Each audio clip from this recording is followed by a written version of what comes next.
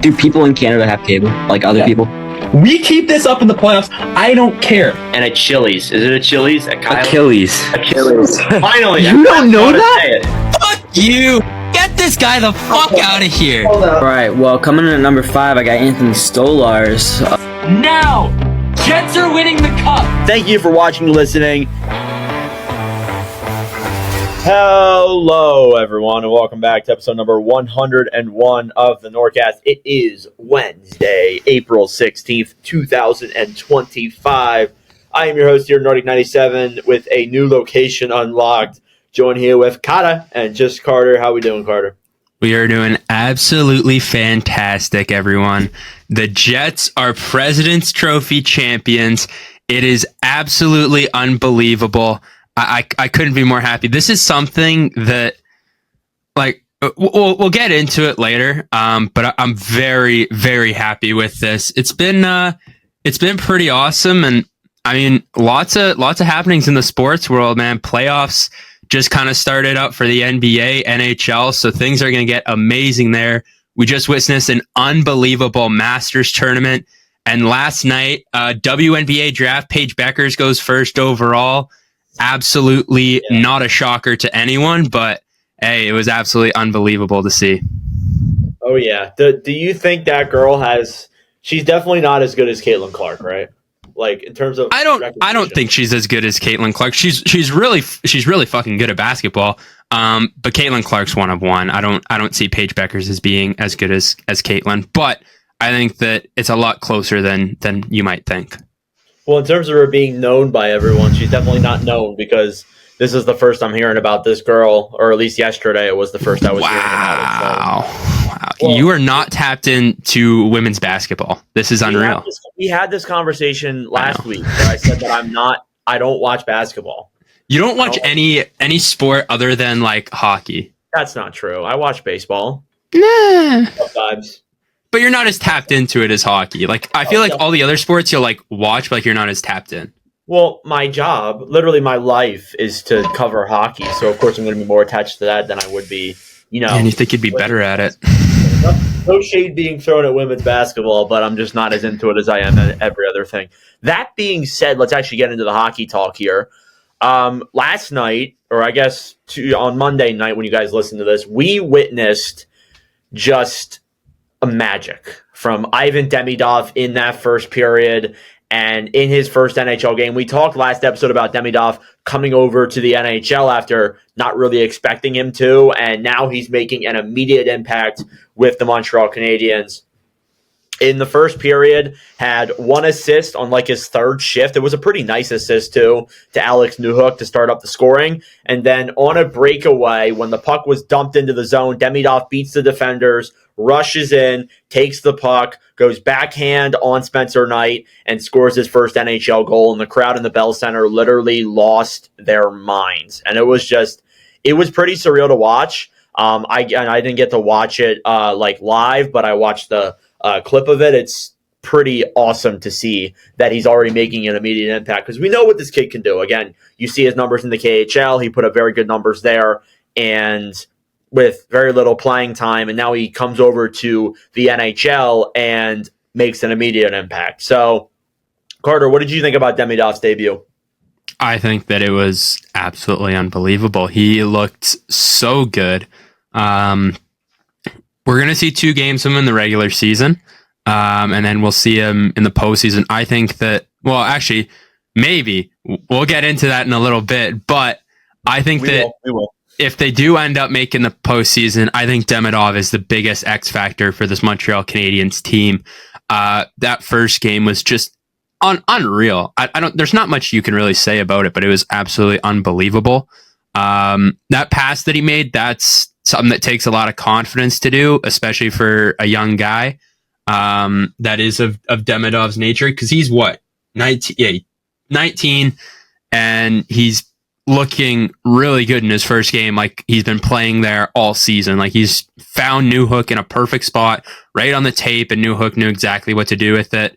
And then we kind of saw what he can do scoring wise. Like, at the dumped in puck that he fakes a slap shot for, which the fact that the fact that the goalie bit on that is the fact that Knight bit on that was kind of crazy. But I mean, you kind of have to, and then he just pulls it to the back end, and he's got nothing but net, and he just finishes it for a pretty unreal first NHL goal for the kids. So I'm happy for Demidov. I wish that he was a Flyer because I think we saw the potential with Ivan Demidov, and I think that you now kind of see that this is a shocker that this kid fell to number 5 overall.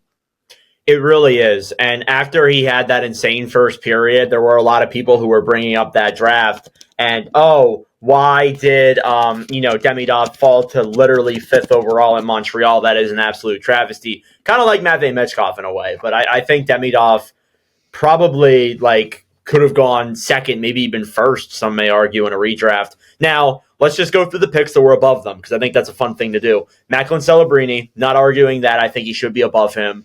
Just what we've seen in his rookie year on a trash team. He is getting ice time. That's a difference from him and obviously a couple other guys on this list. And he's been great with San Jose. Is it going to be a Calder finalist more likely than not? Then you got Artem Levshunov, who isn't bad, a little taller than some of the other guys in this draft, but is no Ivan Demidov. And I think after last night, Bedard was probably like, oh my God, why couldn't we have drafted this kid? Come on. I know Jack is absolutely fuming right now. Well, he might not be fuming because of what happened at the end of the game. We'll get into that in a little bit. Beckett Seneca was a little bit of a surprise pick. Honestly, we heard that if Demidov would have went before Montreal, Seneca would have been a Hab. And that would have been a really cool story to see. I wonder how the things would have changed then. And then Caden Lindstrom, who has had injury problems, has really I don't think he's even played that many games this year just because of his back. He's going to Michigan State? Yeah, right. He's going to MSU. MSU. One of the Michigans. So definitely Lindstrom is okay, but has had injury problems. And then you get Demidov at 5, which is just crazy how he dropped that far and he just lit up the KHL in terms of their numbers. Now, the Canadians did not win the game. They did not win the game. They got a point, but they did not win the game. Just what's funny is when you're watching that overtime, Carter, you watched the game, right? No, I was working, but I was paying close attention to it on Reel. I was locked in on this game. Well, when Demidov got out there for overtime and touched that puck, that arena, I've never seen it stand up that fast. Everybody just stood up off their seats, and Demidov was coming off of a 2-minute shift. He was tired, and he just got off the ice. And then in the shootout, probably one of the weirdest things I've ever seen. And this is why I wish Jack was here, because it's a Blackhawks thing. He'll be here on Thursday, by the way, or I guess Friday when you guys listen to the next episode of the pod. So Frank Nazar comes in and takes a shot, and he scored. He put it basically behind the back bar, which first off is pretty impressive. You don't see that happen very often, especially in the NHL. The referees thought it was out of play. So then Patrick Laine, Jets legend, goes and shoots the puck, and he gets it gets denied. But then afterwards, the officials get a message from the Situation Room in Toronto saying that puck was in, and they go back to look at the replay and go back and look at the net itself. The puck was in the net, and it was behind that back bar. And I have not seen anything like that before in my life, honestly. What's so crazy to me is if the puck was out of play, right? It's very rare that someone in tight like that would, 1, miss the net, 2, have it go out of play. But the third, but the third factor that you need is for that puck to go over the netting. If you don't see the puck come back and he's in tight on a backhander, the chances of that puck going out of play are 0%, unless if it's that one clip from Nashville 10 years ago. Do you know which one I'm talking about? Yeah, I think I am, where he sent it to the moon. Yeah, where he just roofs it. That's the only way. That's the only way that you miss that. So it's how do you miss that?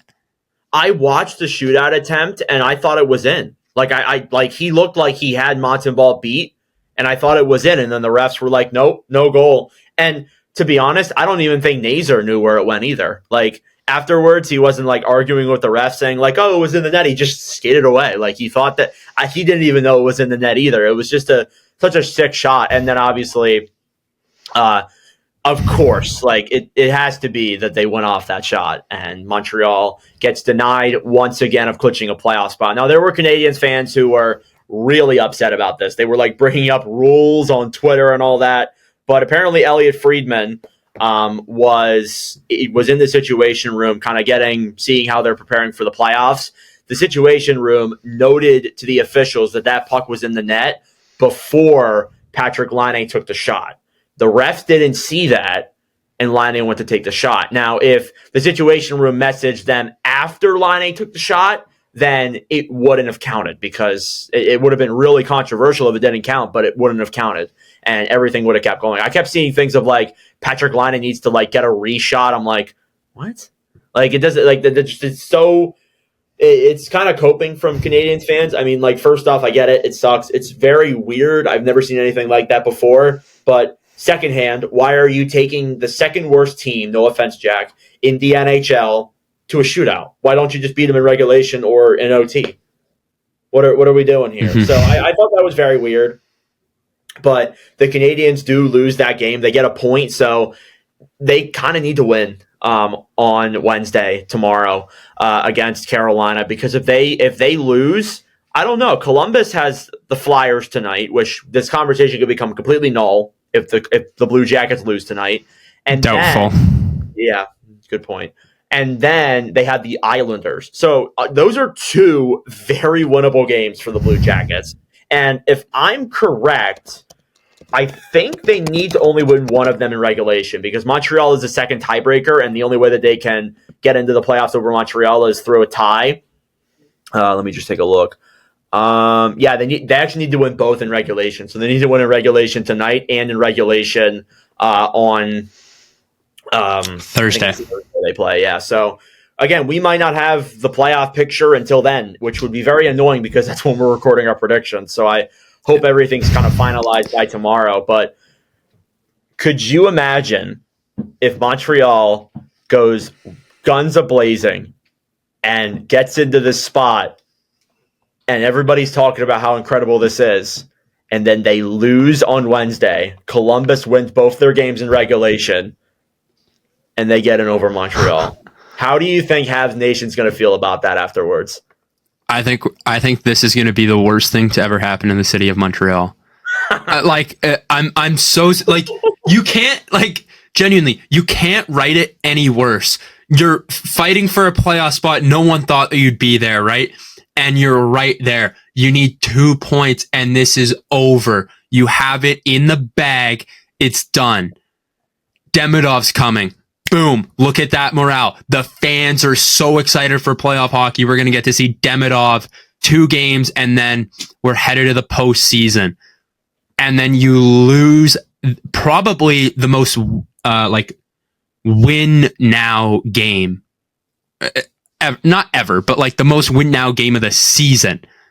Because that just gave Columbus so much life, and probably just deflated, because that's a winnable home game against the second worst team in the league.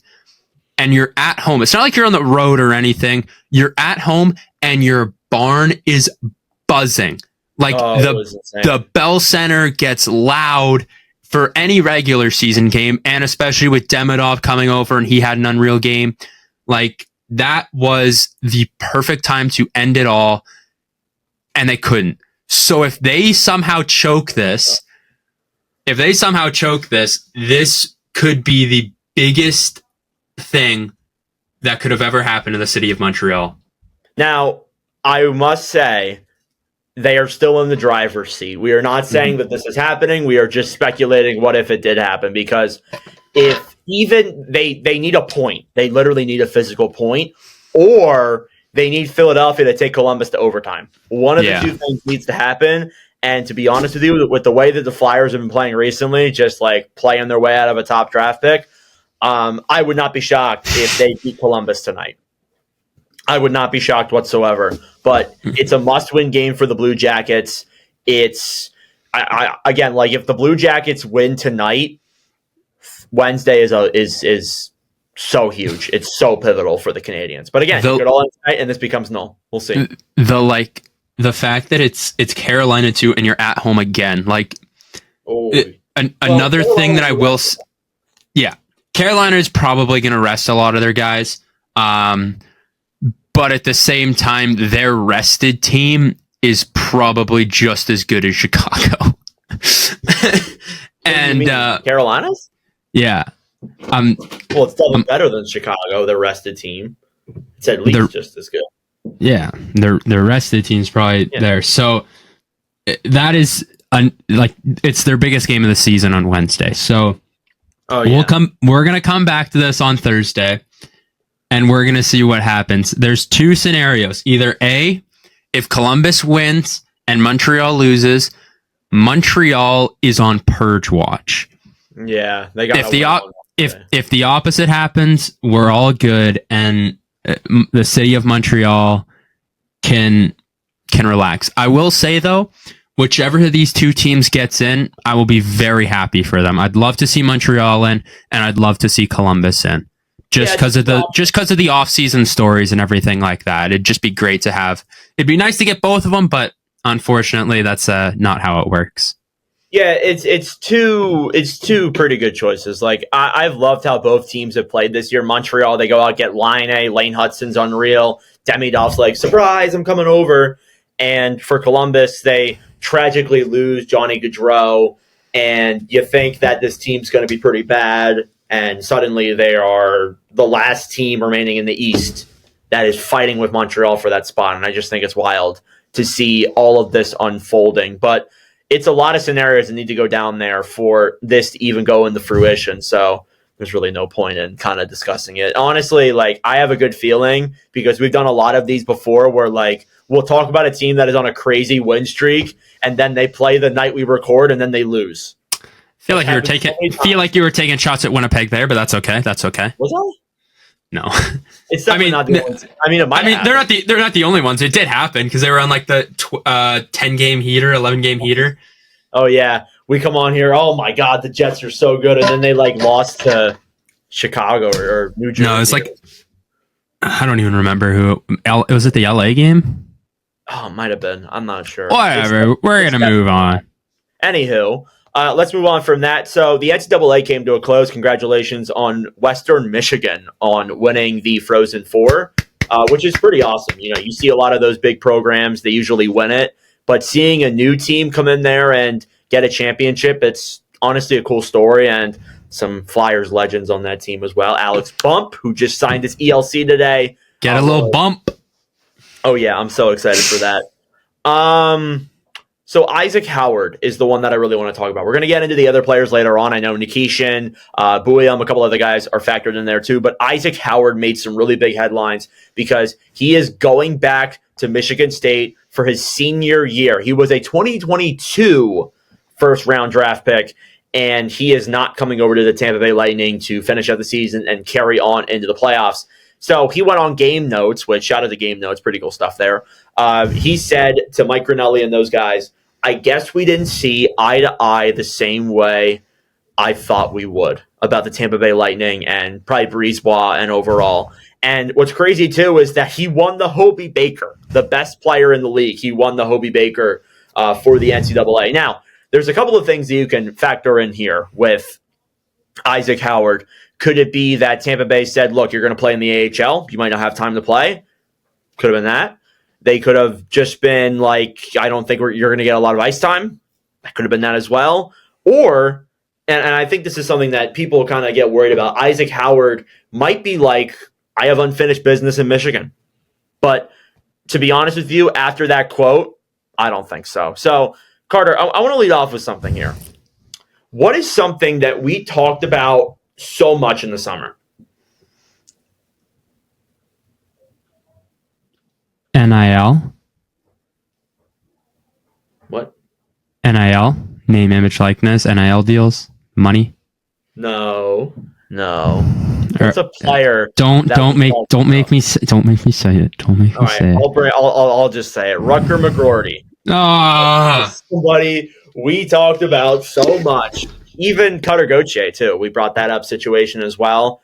This is not exactly like the McGroarty situation, but it definitely has some feels to it. So, Carter, You've been through this twice. I've been through this as well. Could this result in a trade with what's happening here? I think so. I think that one thing that I will say is Cotter, Gauthier, Rutger McGroarty, they didn't win a Hobie Baker. The guys that did, Isaac Howard, he's got a Hobie Baker under his belt. Granted, that wasn't like his third year. Rutger only played 2 seasons. Played 2. Quitter only played 2 seasons. So obviously that extra season was good, but I will say I think that extra season was perfect for his development. Like in college, he started off at Minnesota Duluth, 35 games played, 6 goals, 11 assists, 17 points. Not what you want out of a first round pick in college. Granted, he was a freshman playing up against guys who were probably using some COVID eligibility and everything like that. So he was probably going up against some like 22, 23, 24-year-olds at 18 years of age. So that's still not bad. Then he goes to Michigan State, a way better team, and he lights it up. He's a point per game guy, 8 goals, 28 assists, 36 points. Perfect. His penalty minutes went down and his plus minus went up as well. So he looked a lot better at Michigan State. Then this year, he's 26 and 26, 52 points, 37 games played, and he carried them. I think that extra year at Michigan State is perfect for his development because I was listening, I can't remember what podcast I was listening to, but I was listening to something and it was talking about these college guys. And one thing is in their routines, it's pretty much like this. You go to class, you do your hockey, like skating and everything like that, and it's a workout. Might not exactly be in that order, but those are kind of what you focus on in college. Well, yeah. Isaac Howard has put on like a good amount of size and strength, and that's what a lot of these college guys do is they get, because they're only focused on hockey, school, and working out. There's not this like huge travel side because they only play 2 games a week, maybe 3 sometimes, right? So they got all week to take care of their bodies, train, develop, and they're on the ice every time, and they have access to so many great tools. So I think that extra year is perfect for his development. I think realistically, he should have stepped into the NHL this year, but obviously hockey politics and everything like that kind of stepped into place. But I think that he's not making a completely wrong decision as far as for his development. I think that it might only help him more, to be honest with you. Well, he also doesn't look like a kid anymore. Guy looks like he's kind of like Colby Barlow, where instead of, well, he looked like a kid when he was drafted, but Barlow had a beard right away. He looked like he was like 22 when they. He was a grizzled vet at the draft. He looked older than some 30-year-olds in the NHL right now, which is just kind of wild. But I get what you're saying. I don't really agree going back for another year. I think this guy wants to go pro. And I think the only reason why he's going back to Michigan State is just because he doesn't agree with what Tampa is doing. And they probably told him he's not going to get much ice time the next couple of years. And that kind of says to me that he is going to get traded. And as well as that, too, he really doesn't have anything more to prove in college. So going back for another year, I just don't think. I mean, like, I get it. You want to go out and finish your degree maybe and get a degree in whatever the hell he wants to get a degree in, because I know there's some players that do that.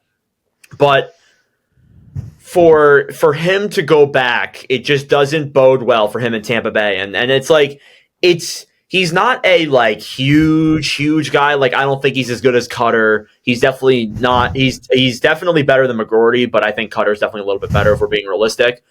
Even though Howard does have that Hobie Baker over him. But honestly, I think that with what we're seeing, he's going to get traded. And I think it's going to be something we see at the draft most likely. He's not a like huge prospect for Tampa Bay, but he is kind of like a blue chip guy. And I wonder if a team that he makes a trade with maybe gets the equivalent to what a Cotter Gauthier was traded for. What do you think?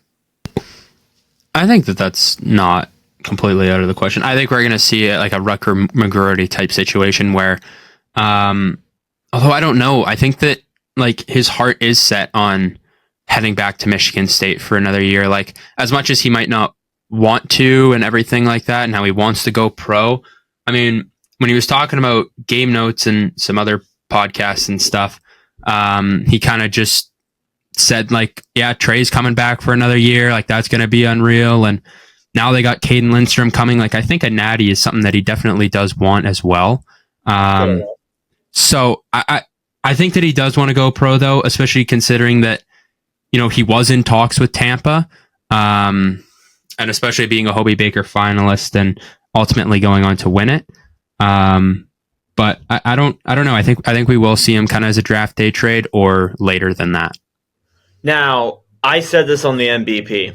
One team that I would love to see go get Isaac Howard is the Philadelphia Flyers. Hear me out. There's some irony there because what's funny enough is that Cotter was kind of traded the same way. Isaac Howard might be traded. So that's kind of funny. But here's the thing. Philadelphia, especially with the way that they've been winning, like their future from an outside perspective is it's middling. Like, I mean, their prospect pool outside of like we're both Flyers fans, outside of our stratosphere, like our pool isn't that great. Like we know guys can be really good, but like to the outside fan, they might not think our pool is that great. And honestly, there are times where I'm worried that we don't have that high end talent to be alongside Mitchkov. Now, what's interesting about Howard is that with Cutter Gauthier, we saw him go for a second-round pick and Jamie Drysdale. Philadelphia has 4 first-round picks this year, including the Anaheim one that was traded to us in the Gauthier deal. I think, and again, you have all those second-round picks, you have that first-round pick. It is not worth it to just keep all of them. I think if you want to get better in the short term, you need to go out and get young impact players. And I'm not saying go out and get like somebody, for example, I know he signed to a contract, but don't go out and get someone like a Wyatt Johnston instance where that's a lot of things they're giving up. But get someone like Howard. Take a chance on a player who, maybe is having a rough situation where he is. Take a chance on a player like that. Again, we don't have torts here anymore where we have to worry about young players. Start getting the youth onto this team. Devin Kaplan today signed a contract with the Flyers. He's going to be playing with the team for the last 2 games of the year. I think, again, he wouldn't come over this year, obviously, just because he wants to go back to Michigan State. And I guess I understand that. You want to, go back and play another year. And the Flyers might be fine with that, to be honest with you. But who knows? If he gets traded to the Flyers and he signs his ELC, he can literally just come over next season. And I think for a guy like Howard, with the way the Flyers are built, I think they could really use somebody like him. Couldn't agree more. I couldn't agree more. We have 3 firsts, 2 seconds. Package them together. Just get it done. If you gotta, I think if you throw your worst first and what a rhyme, Carter! Holy, I'm on point now. I think we throw together our worst first and a second round pick somewhere in the middle, one of our middle ones. I think that we could get him. Realistically. Yeah. I don't think he's that expensive to where it's 2 first round picks. He cost it a first round pick. He developed really well. We're going to give you that first round pick back plus a second, right?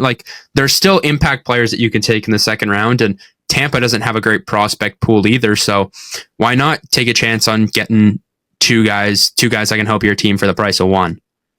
With what we're hearing, Tampa Bay does not have that much leverage. Because with this coming out there and him might not signing with the team, they don't have a lot of leverage. So the most I could see him going for is a late first round pick and one of the first round picks that we have. So let's say Colorado goes on a deep run and they finish, 30th in the NHL in terms of the draft pick odds. I get what you're doing, but just use that as an example. We don't have Winnipeg's first. I can't use Winnipeg as an example.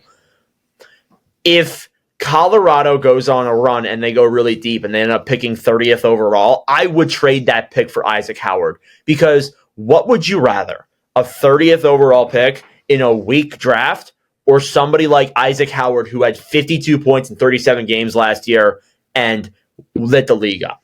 What would you rather? Oh, is that a question? I thought it was kind of obvious. Yeah, Isaac Howard for sure. It's so obvious. So if the Flyers have the opportunity, go out and do it. Because, again, there's a lot of questions about this prospect pool right now. Can it do it? Getting a guy like Howard, it doesn't solve all of our problems, but it sure as hell helps. So that's what I want to leave it at that there with Howard, because I've really been wanting to get that off my chest. I think the Flyers should be all over that kid. All over him, honestly. All right, let's move on from Howard. So we talked about the Eastern Conference little battle that's going on over there. Let's talk about the Western Conference and what is going on over there. So the Flames, they had a point earlier in March where they were starting to fall off a little bit, and we're probably going to miss the playoffs. Minnesota and St. Louis have played more games than Calgary. They have their last 2 games of the year tonight. St. Louis plays Utah. Minnesota, I think, plays LA. I'm not 100% sure. But the Calgary Flames are 2 points back of the St. Louis Blues for that last wild card spot. They're 3 points back of Minnesota for that last wild card spot. Here's the thing. If St. Louis loses tonight, or actually no, if St. Louis wins tonight, I think this whole conversation becomes completely null. So it all lies on that, and knowing our luck again, it's probably going to happen. But if St. Louis loses and Calgary wins, they are tied with the Blues for that second wild card spot, and they actually will have the first tiebreaker. I'm not actually sure what the second. Do you know what the second tiebreaker is in the standings? Do you know what it is, Carter? Not a clue, no. No. Let's see. Tiebreaker. Regulation and overtime wins. So whoever has more wins. Oh, yeah, St. Louis is that second tiebreaker. So, Calgary essentially needs to win out. And St. Louis and Minnesota need to lose out. Now, a difference between, Calgary and St. Louis and Minnesota and Montreal and Columbus is that Calgary has 2 teams they can catch. So they're not completely out of the woods there. And with the way that this team's been playing, they have gained points in 8 of their last 10 games. They definitely could have gotten a couple more points had they not lost in overtime and such. But honestly, Carter, do you think the Flames can get it done?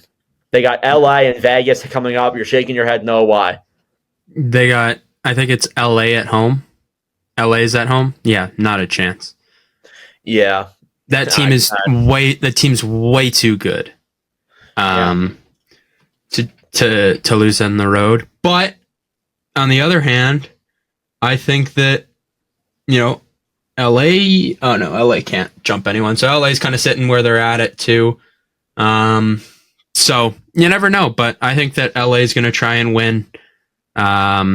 So I don't know. I don't see Calgary making any sort of leapfrogs here, but you never know. I've been proven wrong before. So well, here's the thing though. They're playing 2 teams that are probably going to be resting their guys in LA and Vegas. Vegas is the only one that I can see. Because I think LA still has 2 games, and one of them is Calgary. So I don't think that they're going to double rest. I think they'll rest one because. Well, LA's last game of the year is Calgary. Oh, really? Oh, so they have a back-to-back. Oh, well, then that makes things a little interesting here. Then, I don't think they do it. I don't think they do it because you're relying on way too much. If St. Louis wins tonight, if Calgary loses tonight, this becomes completely null. What the season they've had has been pretty good, but I don't think they could get it done. Would I like to see it get done? Yes, I would love to see that just because of we never see things like this where, a team, the odds are completely against them and they end up winning out and everything goes their way and they make the playoffs. I can't remember the last time I saw that happen, honestly, except for maybe like 2010 when the Flyers and the Rangers played and Flyers had to win and they won. So just like anything like that, I would love to see, but realistically, just like you're relying on too much to happen. You have to have both St. Louis and Minnesota lose tonight, as well as you got to win. I just don't think it's in the cards for the Flames to get it done, although I would love to see it. I agree. Well, actually, I don't know if I agree. Just because I don't know who I want to play still. Yeah, you still don't know. Well, right now, you'd play St. Louis, boy. Right now, you would play the St. Louis Blues. Which, speaking of which, let's get into that. Congratulations to the Winnipeg Jets on winning the President's Trophy. Just some phenomenal stuff there out of Winnipeg. Washington kind of fell out of the race there a little bit. They've been playing pretty mediocre recently, which makes me a little bit worried, to be honest with you. They're not that hot heading into the playoffs. But for Winnipeg, just an incredible year. Their first President's Trophy in franchise history. I think Carter, they broke the record for the most wins they've had in a single season. Yeah, well. I think they broke their record before was 52, so they've broken it for a while. Yeah, they are 3 games over that, and they can get to a max of 56 wins. So they do have one more game left in the year. So I will be there. I will be there. Who are they playing? Yes, Anaheim. Oh, I get to yell at Quitter Gauthier. Oh, are you gonna make a sign? No, if it was, that'd be so strange. Like he's skating around there and he sees a sign where it's like, "You quit on us." He's gonna be like, I think you got me mixed up with somebody here. He's like, dude, I'm not Rutger. I ain't Rutger, bro. What are you talking about? But yeah, it's been a cool year for Winnipeg. Just seeing how they've played. Carter, I gotta ask you, and I texted this when they officially won the President's Trophy. Are you worried about the curse? No. Oh, this is gonna get so. That's fine. That's fine. Here's the thing. There's a little bit of worry to me about the curse, but I will say this. Out of every seed from 1 to 16, the number 1 seed has won it the most amount of times. That's true. As much as it is a curse, you can call it a curse and everything like that. The facts are the facts. Since the President's Trophy became a thing, I think it's 8 or 6 times that the President's Trophy winning team has won the cup. So it doesn't happen often. I think the last one was Chicago in like 2010 or something. So that's that. But I will say that like it's pretty awesome. I mean, it's pretty awesome. Like this is something that I was talking to one of my buddies, Ben, and he was asking me about like, he's like, what do you think about Jets winning the President's Trophy? I'm like, I don't know. I'm kind of nervous. And he's like, I think he asked me like, do you even want it?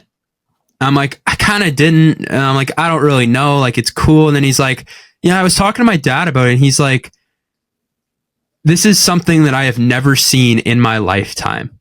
And that right there just put it all into perspective for me. Like, my dad has been a Jets fan kind of since they became a team and all that, and then folded, everything like that. And he's never seen any of his teams win a President's Trophy.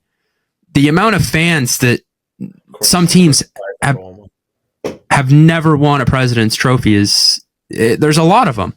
And it's pretty cool to be able to have that. And it's pretty cool to know that, you know, we were the best team in the league in the regular season. Now, it doesn't mean anything in the postseason, which sucks. I'd love to get a Stanley Cup. That's something that I need to see in my lifetime. But a President's Trophy does mean a lot to me, to Jets fans, and to the city of Winnipeg as well. It's something that you may not ever get to see. It's cool to see that your team was the best team in the regular season. Now, you want them to succeed in the playoffs, obviously, but it still is pretty cool seeing a team win that. So very, very good analogy there, Carter. I think that's very good from you. Good job. Now, thank you. Ask this. No matter, I'll go through a couple scenarios. No matter what they do in the playoffs, do you consider this season a win because of that? I think so. I think that there's been so many good steps in the right direction for this team. I think we found our coach. I love Scott Arniel. He's been really good. We're proving that those Hellebuck and Scheifele contracts were not overpays at all. No. For everyone that said it.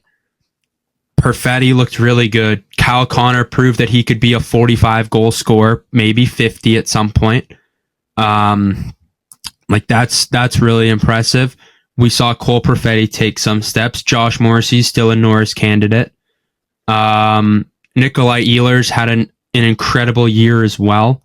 There's so many mini positives that just get me excited for the future of this team, that even if, let's say, it's I think a first round exit would really hurt me. So we're going to skip that. Let's say a second round exit, which I don't want to happen.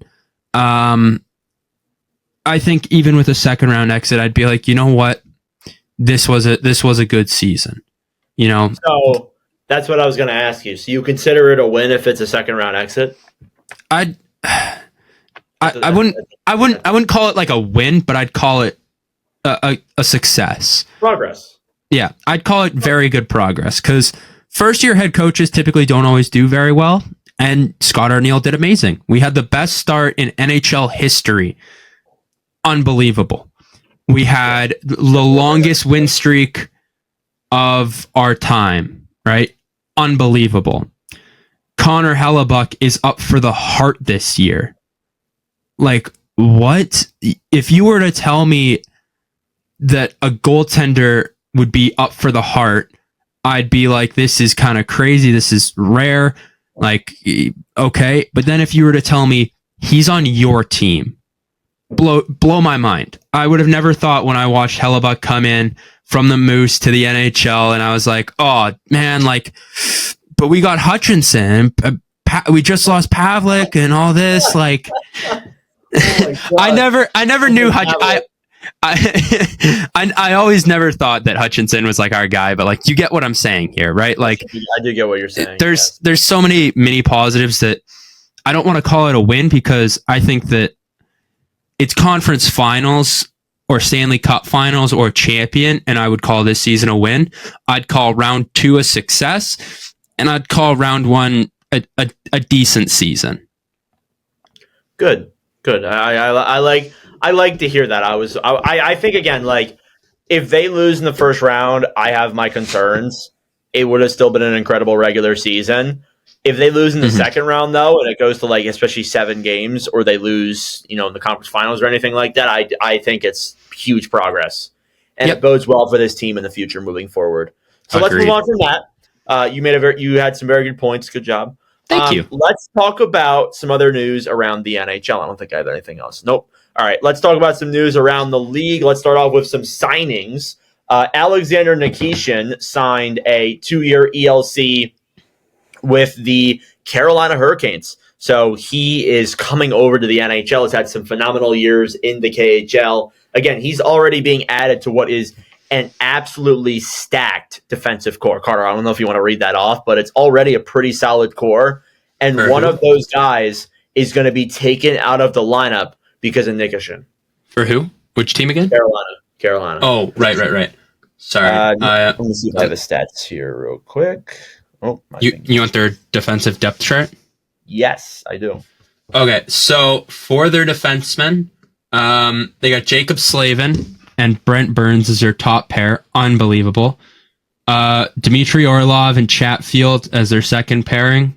Pretty solid. Sean Walker and Morrow are their second pairing. This is as of right now.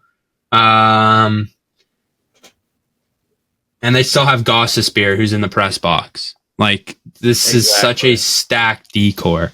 Like, one of those guys will not be in the lineup consistently. And that's just, like, insane to think. Now, maybe they do a rotation. Not a great example, but Florida did do that in the playoffs where they rotated a couple of guys. But getting a guy there in Nikishin who, he's a rookie in the NHL, but guy literally played pro for, like, 3 years in the KHL. He was drafted in 2020. So he's been there for a very long time and put up some really good numbers over there. So I'm looking forward to Nikishin as well. Jack Devine signed a 3-year ELC with Florida. Devine, one of the better prospects for the Panthers, probably the only prospect for the Panthers. Like, there's literally nobody in that pool. That pool has been drained out, and the only water that's left is like the infected water in the deep end, and that's literally where Jack Devine came from. So Devine had actually led the NCAA in scoring, which is kind of wild. Or I think he was at least second or third. Just kind of crazy there. Quinn Hudson, the final Hudson brother, signed an ELC with Edmonton. He actually played last night. Seeing Hudson play on BU in the Frozen Four against Penn State and in the final against Western Michigan, guy is phenomenal. Guy puts up really good points. I think when he can get to the level, he's probably the worst of the 3 Hudson brothers, but that's not to be taken lightly. He is still a very good player and will be very talented. And keep in mind, he's a forward. He's not like Kohler Lane, where he's a defenseman. He's a forward. So interesting there as well. Zeev Boyum signed a 3-year ELC with Minnesota. Will not be with the team probably until after they clinch a playoff spot, which is a little bit weird, but I don't really know about that. Boyum been very talented. Had a really good year with Denver. Obviously won 2 championships with them. And then the Flyers signings, Alex Bump, 3-year ELCs beginning next year. He'll go to the Phantoms along with Carson Bjarnsten, which is a Cotter legend. Remember when he said he was going to be the backup a couple episodes ago? Just wait. And then Devin Kaplan on a 3-year ELC as well. We talked about that earlier. He's burning off a year of his ELC to join with the Flyers here at the end of this season, which is a little bit interesting. But, I guess it more or less is a 2-year deal. Just they're not burning that off. So, yeah, just some NCAA guys who have transitioned over. Some pretty awesome stuff there as well. And then as well as that, too, Zane Perrick also got signed by Calgary. Well, he had his ELC, but he went over to Saginaw. Is that where he's at? Saginaw? For the WHL? Yeah. I'm pretty sure. And he lit that league up there. He's now joining the team, but he's not playing, which is a little bit weird. Again, apparently they don't want to play him until Calgary is eliminated, which might not be till the end of the year. So he might not literally play at all.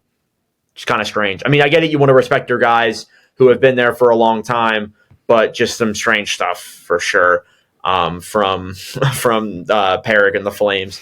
Paul Cotter was suspended for 2 games due to an illegal check to the head on Adam Pelech. Carter, I said this to the chat if you want to go take a look at it. But basically how it goes is Pelech takes a shot into the Devil's zone. Cotter comes up, gets him in the head, and you can see afterwards, I don't think it's in the clip, but Pulock was okay, but he had a very bloody nose. And I don't know if you want to try and go find the extended clip, Carter, but his nose was all bloodied up and it was like oozing out. It was I saw it. I saw the so picture. Ugly. He was pissed. He's okay, but he probably has a broken nose. Let's be for real here. So Cotter gets 2 games for that. What do you think? Deserved. Yeah. That was kind of dirty. It's very obvious. And again, the NHL says they want to cut down on those plays. They want to cut down on checking from behind, or not checking from behind, illegal checks to the head. So it makes a lot of sense that that's what happens. And he gets suspended for 2. And if he does it again, he'll get suspended for 10 because that's what happened to Hartman. Just some interesting stuff there. But yeah, Cotter was suspended. Nurse was also rumored to be suspended as well. That might be something we cover in Friday's episode if we have some time. But yeah, he's going to get suspended here. Just we don't know the exact number of games just yet. The Minnesota Wild renewed their name of Xcel Energy Center in 2025-26 for 25 more years. So that will not be changing.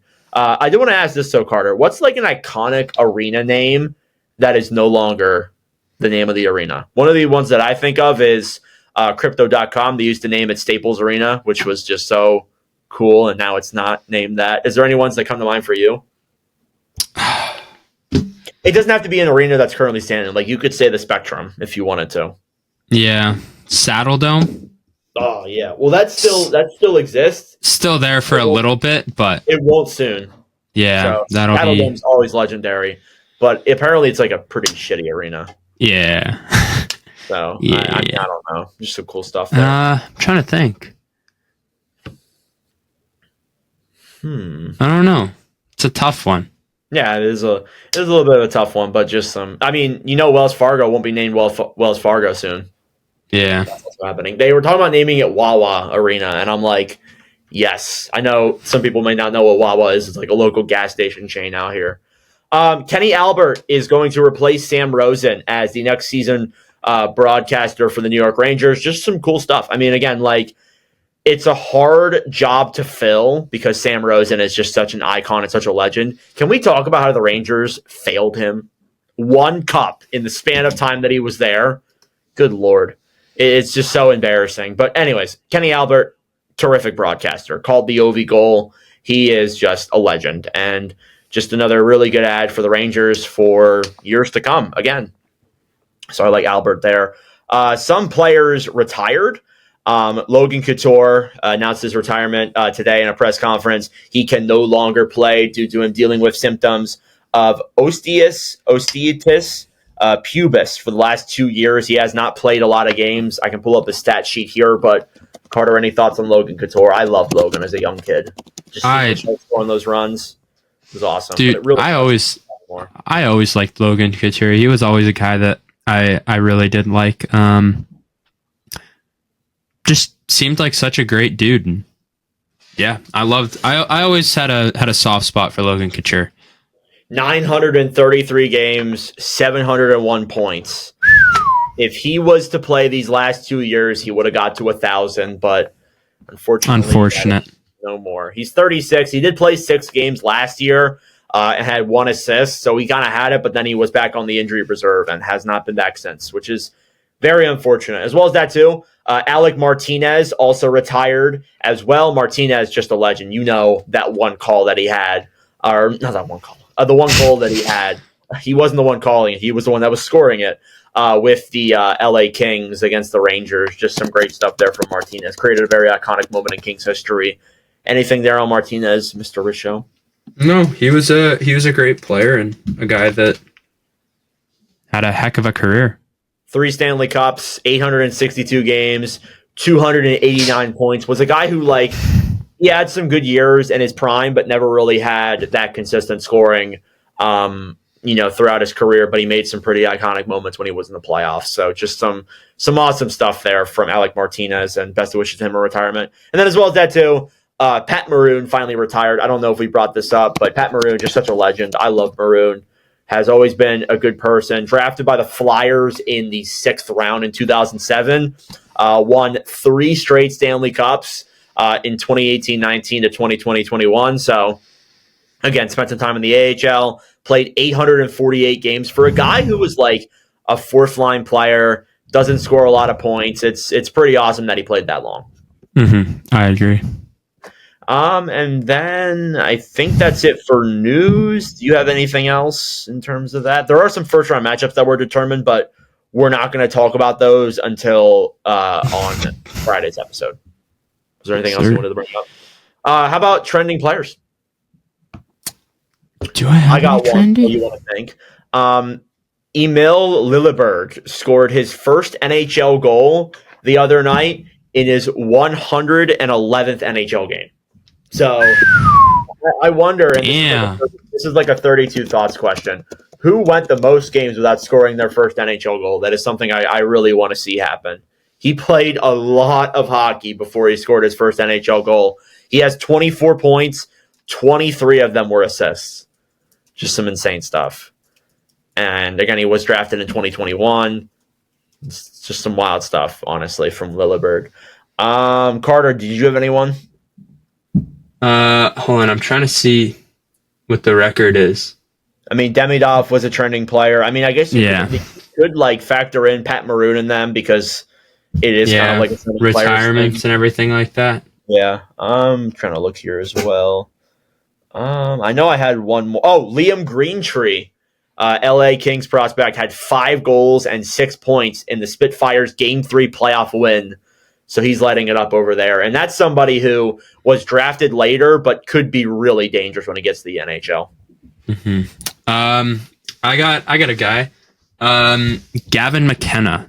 That goal that he scored recently, oh my, that thing was unreal. This is a question that I don't know if I want to save for the summer, so you can decide as soon as I say it. Okay. But how do you feel about the potential possibility of Gavin McKenna going to college next year instead of junior? Well, would you rather, and Michigan is where he's like kind of projected to go, right? I mean, it's not 100%. Michigan, Minnesota, somewhere around there. Yeah. Big Ten. Would you rather go to a college, which in most instances, unless if you're going to like, I can't think of an example. Unless if you're going to somewhere that isn't very nice area, like if you're going somewhere like in Chicago. Sorry, Jack, that was very offensive. I'll retract that comment. I apologize. Like, would you rather go to a college, get a degree in what you want? You may not stay there the entire time, but you get to play there in college in a good environment. There's less games played, in fact. Or and I think you can get deals there as well. Like you can get brand deals. Like Isaac Howard, we didn't bring this up, but he could get a brand deal in Michigan State. Would you rather do that? Or would you rather go live in a very sketchy city in the WHL or the OHL or the QMJHL? You will get paid. There is developmental programs. Would you rather do that or go to college, probably get a free ride there. You don't have to really pay money essentially and get a degree. What would you rather? Oh, it's college. I think realistically, the best thing for his development would be to go to college next year. 100% agree. Just I look at with how this NCAA thing has happened. I still don't think people realize it, but like the CHL is going to lose a lot of their really good players. And we're hearing the rumors out there that it might happen. Maybe McKenna's like, no, seeing with how Medicine Hat's playing, they're in the playoffs, right? Because he scored that insane goal. So he maybe he sees the way that they're playing and he's like, yeah, I'll stay here and play my draft year season out. Or does he want to go to college?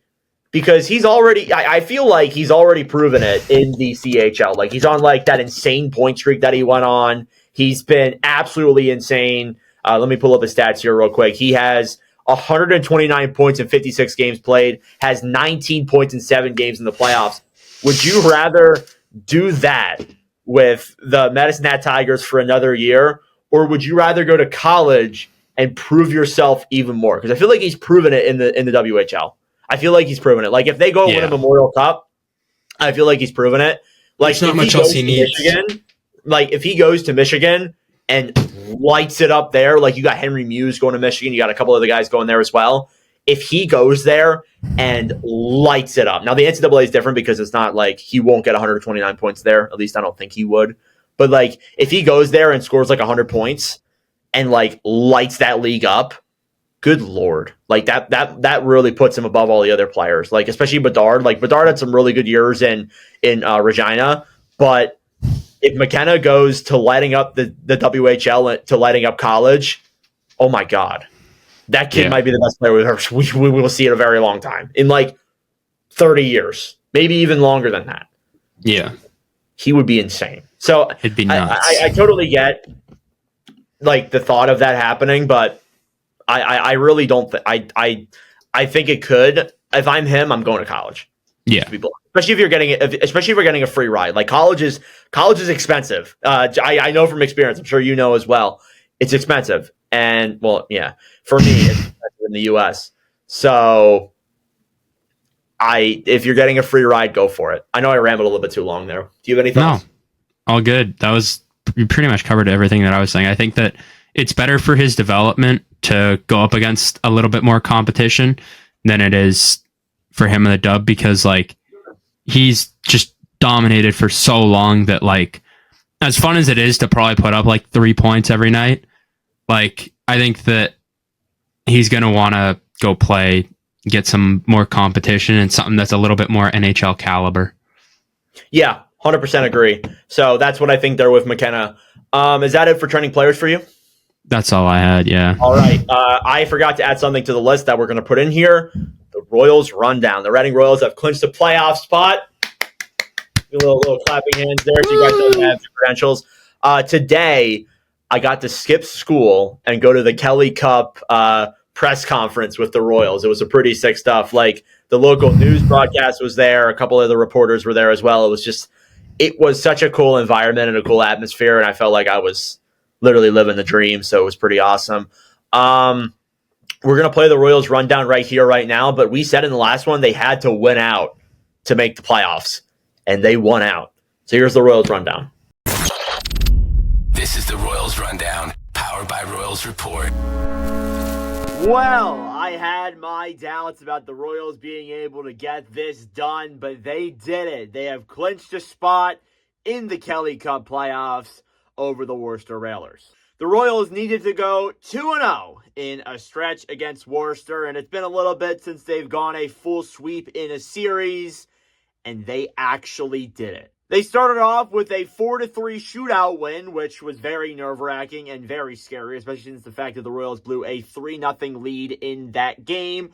But then the following game on Saturday night was probably the best game they've played all season. Scoring less than 2 minutes in, making it a 1-0 game already, the Royals would pile on 6 more goals, including 2 empty netters, to get the big win, 7-3. Head coach and GM Jason Binkley was absolutely thrilled after the game. Here's what he had to say. What were we? 11, 19, and 4 3 months ago. Correct. and then from there, what did we do? Ended up going on that sprint. 22, 11, and Finished up with points in 30 or 41. we had a tough beginning to our season, even all the way through January 10th, being 8 games below 500. And we've had to use a lot of energy and emotion and bodies just to get to where we are here. So we're very proud of the group. We're very proud of the way they played, and they deserve it. They worked for it. It wasn't easy. It came down to the very last game of the season, which, you can't really draw up or write up, but we showed up when we had to, we did the job when we had to, and now we get to celebrate and enjoy it before we move into playoffs. The Royals will now take on Trois-Rivières in the first round, and they will start the first 2 games in Quebec, come back for 3 in Reading, and then go back to 2 in Trois-Rivières if necessary. It's a big test for this team and a huge series coming in as the lower seed, having to go on the road. However, the Royals are no stranger to doing that, as they basically spent all of November on the road. Not only that, there are plenty of players who are playing in their first pro playoff run, including Matt Brown. Here's what he had to say. Brownie, I know you kind of already said it, but what's your number one thing you're looking forward to in your first year being pro in playoffs? Honestly, probably that first shift. Just it's going to be physical. It's going to be a lot of hooting and hollering from both sides, and that playoff atmosphere every time you can get to it, it's awesome at whatever level you are. I've done it in juniors, I've done it in college, and now at the pro level, it's the same thing. And don't take this the wrong way, but how confident are you in this team that they can get it done?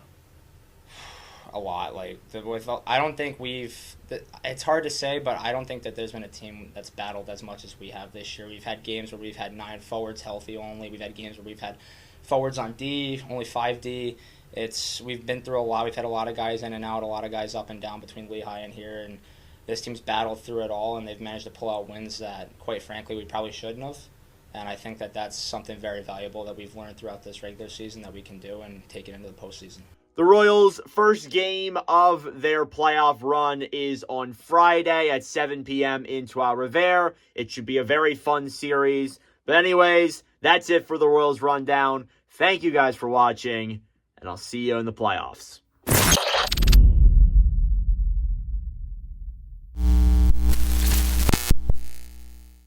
All right, thank you for listening to the Royals Rundown. Let's hop into our last thing of the show. It's our annual thing, the Power Rankings. So the Power Rankings are based off of the last couple of games, the last week or so, and the teams that are doing the hottest. I will let Carter go first because I think I went first last time. This is going to be our last one of the regular season. We'll probably end up doing a playoff power ranking next episode. And then after that, we might do like one final regular season power ranking, like overall the entire year. But this is our last one of just like the last week, if that makes any sense. So, Carter, there's a lot of hot teams in the NHL right now, but there's also a lot of teams that are resting their guys. Who is the best team in the NHL right now for you? The number one team right now that has been the hottest is going to be the Toronto Maple Leafs. Oh my God, he put the Toronto Maple Leafs. Oh boy. You're not wrong. 8-1-1 in their last 10, 3 wins in a row. I don't want to put them at 1, but they've been really good. 8-1-1 plus 16 goal differential. Like they've been hot. Yeah, I'm pissed. Yeah, it does. It pains me to do that. Number 2, I'm going another Atlantic team, Tampa Bay, 6-1-3 in their last 10. 9 getting 9 points of their last 10 games. Just impressive. So they got to be number 2 for me. Number 3. Number 3, I'm going to take a team that also has a plus 21 goal differential. The LA Kings, 8-3 in their last 11. Of course, they're one of the hottest teams in the Pacific right now and absolutely dismantled Edmonton, although they had their B squad in. Man, LA is getting hot at the right time. It's scary. So Calgary, they're probably like equivalent in their boots. Ooh. What's funny though is like with this year, and we're at this point in the season where like a lot of players are resting their guys. It kind of makes these records kind of look trash. So it's a little bit harder for us this final week to kind of pick teams. Next up for me, I'll roll with I got to go Ottawa. Ottawa 4, 7-2-1 in their last 10. They're in a playoff spot. They're going to play Toronto. They're better than some of the teams like that are above them, in my opinion. So I'm taking Ottawa number 4. Valid. I am going to take at number 5 another team with almost the exact same record, just with one less loss. I'm going to take the Vegas Golden Knights 7-2-1 in their last 10 games played in a +7 goal differential. So got to do a little bit more scoring, but hey, it's giving them wins. Hey, I mean, if your goaltending's playing well and they don't ask how, they ask how many. And if you're winning the games, that's all that matters for Does Vegas. not matter. They've been good. That's number 5, right? Yeah. All right. I can't write it down because I don't have my little flashcards. Number 6, I'll take Winnipeg. 7-3-10. President's Trophy winners. They got to be in there. Again, this is not overall regular season, but they definitely will be up there in terms of that. They won't be 6th. I can tell you that right now. Number 7. Number 7, I will take the Calgary Flames, battling for a playoff start right now. 6-2-3 in their last 11. Quite impressive there. Could use a little more scoring. Only a +3 goal differential, so some scoring will definitely help them out here. Number 8, I'm going to go with Columbus. It's kind of the same situation. They're battling for a playoff spot, 4 wins in a row. They need to win out, and right now they are. So definitely good on Columbus for having a really good year here. And then number 9 for you? Number 9, I'm going to go with the Buffalo Sabres here. 7-3-1 in their last 11. Getting hot at the wrong time after being eliminated. Talk about that, yeah. which is really funny. But they do have a +10 goal differential, which is one thing that I do kind of look at a lot, and they've been hot. They have been pretty damn decent as of late. And then finally, number 10 for the 10th hottest team in the NHL. Give me. There's a lot of like weak teams. Like Washington has been so mediocre recently. I'll take. Washington has been worse than Chicago in their last 10 games. Insane. That's ridiculous. At least they're not like San Jose where they're like 7-3 in their last 10. Think on the bright side. I'll go with St. Louis. 7-2-1 in their last 10. They're in the driver's seat right now for the playoffs. I think we'll roll with that. So that's our last power rankings of the regular season, and that is it for episode number 101 of the NordCast. I do want to say there is 2 episodes coming this week, so surprise, you get 2 episodes. Whoa. Does not happen that often. I'm pulling a Nico Amaliva and requesting more money because you're getting extra content, and because he wanted more money for an extra content, I'm taking more NIL. Carter's working overtime here. So on Thursday, it's going to be our playoff predictions. I really hope that the playoffs are shaped up by then. They more than likely will be. We'll preview all 8 series. We'll go through all that. We'll have us 2. Jack will be there, so he will make it out for another episode. He broke his streak, sadly. He was on like a 5-game heater, but unbelievable. He bounces right back. It's fine. And then we will also have LeBlanc joining us there as well for that. And that also, I will say this, it will be another episode of the MVP. It will count as an episode of the MVP. So whoa, really posted on both ends. But anyway, a 2 for 1. Yes, 2 for well, it's kind of 1 for 2. 1 for 2 to be honest. Yeah. With you. All right, so not really. It's not really a bargain. But if you're just here for me and Jack, then you're good. Twice. Let's be real here. I don't know, man. Because I literally have to edit this afterwards. So I guess I'm. Ooh, sucker. Deal with that one. 2 different ways, twice. All right. Anyways, that's it for the NordCast. This one. Carter, any final thoughts? Go Jets. This is going to be fun, and I will see you all Friday, but I will also see you all for game 2 of the Jets playoff run. So let's go, baby. Are you going to game 2? Well, I don't know if I'm going like to the actual arena, but my buddy got street party tickets. Oh, okay. So I got to try it. I got to hope that it's on the Tuesday, because I don't work that day. But if not, I'm going to see what I can do and try and weasel away, into being able to go to that game. It just can't cannot be on a Monday, because then I'm screwed. I'm sure once the playoffs start, I'm sure once like we might even know the schedules after tonight. I'm sure once St. Louis is locked in, or whoever they play is locked in, the schedule. So maybe tonight. I hope so, because I need to figure this out. All right. Well, that's it for us. Thank you all for watching. I appreciate it. I hope the audio is good. I actually didn't check that before I got started here. Again, I'm in a different location. I got Billie Eilish posters behind me. So. Wow, you said that so wrong, and you are gonna get ripped. No, I said that on purpose, Billie Eilish. I say eyelash for her all the time. I know. Okay, you know what? Respect. Still doesn't know how to say Achilles, but generational troll. I'm a generational troll. Except for when it comes to Achilles, then it's real. Achilles was very real, along with probably a bunch of other things. We've done 100 of these, so there's been a lot. I'm not the only one, though. All right. Yeah. Okay, we got to wrap this. Thank you all for watching. I appreciate it, and we'll see you in the next episode. Thank you guys so much for watching or listening to yet again another episode of the NordCast. If you enjoyed, please subscribe down below or follow us on Spotify and Apple Podcasts. If you want to follow us on TikTok, we are at NordCast. If you want to follow us on Instagram or Twitter, follow at NordCast_. That'll do it for this episode. I'm Nordic. Thanks for listening from all the crew, and we'll see you guys in the next episode.